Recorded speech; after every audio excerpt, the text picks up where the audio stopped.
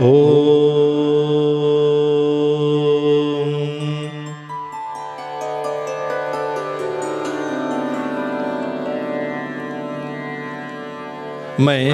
अर्धनारीश्वर के श्री विग्रह की निरंतर शरण लेता हूँ। उनका वर्ण बंदूक पुष्प और सुवर्ण के समान रक्तपीत मिश्रित है। वह अपनी भुजाओं में सुंदर अक्षमाला, पाश, अंकुश और वरद मुद्रा धारण करते हैं। अर्धचंद्र उनका आभूषण है तथा वह 3 नेत्रों से सुशोभित हैं। राजा कहते हैं, भगवन, आपने रक्तबीज के वध से संबंध रखने वाला देवी चरित्र का यह अद्भुत महात्म्य मुझे बतलाया। अब रक्तबीज के मारे जाने पर अत्यंत क्रोध में भरे हुए शुंभ और निशुंभ ने जो कर्म किया उसे मैं सुनना चाहता हूँ। ऋषि कहते हैं, राजन, युद्ध में रक्तबीज तथा अन्य दैत्यों के मारे जाने पर शुंभ और निशुंभ के क्रोध की सीमा न रही। अपनी विशाल सेना इस प्रकार मारी जाती देख निशुंभ अमरस में भरकर देवी की ओर दौड़ा। उसके साथ असुरों की प्रधान सेना थी। उसके आगे पीछे तथा पार्श्व भाग में बड़े बड़े असुर थे, जो क्रोध से ओठ चबाते हुए देवी को मार डालने के लिए आए। महापराक्रमी शुंभ भी अपनी सेना के साथ मातृगणों से युद्ध करके क्रोधवश चंडिका को मारने के लिए आ पहुंचा। तब देवी के साथ शुंभ और निशुंभ का घोर संग्राम छिड़ गया। वे दोनों दैत्य मेघों की भांति बाणों की भयंकर वृष्टि कर रहे थे। उन दोनों के चलाए हुए बाणों को चंडिका ने अपने बाणों के समूहों से तुरंत काट डाला और शस्त्र समूहों की वर्षा करके उन दोनों दैत्यपतियों के अंगों में भी चोट पहुंचाई। निशुंभ ने तीखी तलवार और चमकती हुई ढाल लेकर देवी के श्रेष्ठ वाहन सिंह के मस्तक पर प्रहार किया। अपने वाहन को चोट पहुंचने पर देवी ने क्षुरप्र नामक बाण से निशुंभ की श्रेष्ठ तलवार तुरंत ही काट डाली और उसकी ढाल को भी, जिसमें 8 चांद जड़े थे, खंड खंड कर दिया।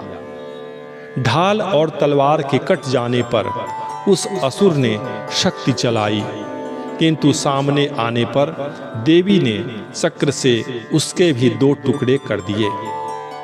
अब तो निशुंभ क्रोध से जल उठा और उस दानव ने देवी को मारने के लिए शूल उठाया, किंतु देवी ने समीप आने पर उसे भी मुक्के से मारकर चूर्ण कर दिया। तब उसने गदा घुमाकर चंडी के ऊपर चलाई, परंतु वह भी देवी के त्रिशूल से कटकर भस्म हो गई। तदनंतर दैत्यराज निशुंभ को फरसा हाथ में लेकर आते देख देवी ने उसे बाण समूहों से घायल कर धरती पर सुला दिया। उस भयंकर पराक्रमी भाई निशुंभ के धाराशायी हो जाने पर शुंभ को बड़ा क्रोध हुआ और अंबिका का वध करने के लिए वह आगे बढ़ा। रथ पर बैठे बैठे ही उत्तम आयुधों से सुशोभित अपनी बड़ी बड़ी 8 अनुपम भुजाओं से समूचे आकाश को ढककर वह अद्भुत शोभा पाने लगा। उसे आते देख देवी ने शंख बजाया और धनुष की प्रत्यंचा का अत्यंत दुस्सह शब्द किया। साथ ही अपने घंटे के शब्द से, जो समस्त दैत्य सैनिकों का तेज नष्ट करने वाला था, संपूर्ण दिशाओं को व्याप्त कर दिया। तदनंतर सिंह ने भी अपनी दहाड़ से, जिसे सुनकर बड़े बड़े गजराजों का महान मद चूर हो जाता था, आकाश, पृथ्वी और 10 दिशाओं को गुंजा दिया। फिर काली ने आकाश में उछलकर अपने दोनों हाथों से पृथ्वी पर आघात किया। उससे ऐसा भयंकर शब्द हुआ जिससे पहले के सभी शब्द शांत हो गए। तत्पश्चात शिवदूती ने दैत्यों के लिए अमंगलजनक अट्टहास किया। इन शब्दों को सुनकर समस्त असुर थर्रा उठे, किंतु शुंभ को बड़ा क्रोध हुआ। उस समय देवी ने जब शुंभ को लक्ष्य करके कहा, ओ दुरात्मन, खड़ा रह, खड़ा रह, तभी आकाश में खड़े हुए देवता बोल उठे, जय हो, जय हो। शुंभ ने वहां आकर ज्वालाओं से युक्त अत्यंत भयानक शक्ति चलाई। अग्निमय पर्वत के समान आती हुई उस शक्ति को देवी ने बड़े भारी लूके से दूर हटा दिया। उस समय शुंभ के सिंहनाद से तीनों लोक गूंज उठे। राजन, उसकी प्रतिध्वनि से वज्रपात के समान भयंकर शब्द हुआ, जिससे अन्य सब शब्दों को जीत लिया। शुंभ के चलाए हुए बाणों के देवी ने और देवी के चलाए हुए बाणों के शुंभ ने अपने भयंकर बाणों द्वारा सैकड़ों और हजारों टुकड़े कर दिए। तब क्रोध में भरी हुई चंडिका ने शुंभ को शूल से मारा। उसके आघात से मूर्छित हो वह पृथ्वी पर गिर पड़ा। इतने में ही निशुंभ को चेतना हुई और उसने धनुष हाथ में लेकर बाणों द्वारा देवी काली तथा सिंह को घायल कर दिया। फिर उस दैत्यराज ने 10,000 बाहें बनाकर चक्रों के प्रहार से चंडिका को आच्छादित कर दिया। तब दुर्गम पीड़ा का नाश करने वाली भगवती दुर्गा ने कुपित होकर अपने बाणों से उस चक्रों तथा बाणों को काट गिराया। यह देख निशुंभ दैत्य सेना के साथ चंडिका का वध करने के लिए हाथ में गदा ले बड़े वेग से दौड़ा।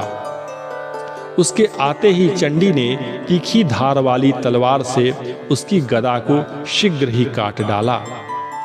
तब उसने शूल हाथ में लिया। देवताओं को पीड़ा देने वाले निशुंभ को शूल हाथ में लिए आते देख चंडिका ने वेग से चलाए हुए अपने शूल से उसकी छाती छेद डाली। विदीर्ण हो जाने पर उसकी छाती से एक दूसरा महाबली एवं महापराक्रमी पुरुष खड़ी रह, खड़ी रह कहता हुआ निकला। उस निकलते हुए पुरुष की बात सुनकर देवी ठठाकर हंस पड़ी और खड्ग से उन्होंने उसका मस्तक काट डाला। फिर तो वह पृथ्वी पर गिर पड़ा।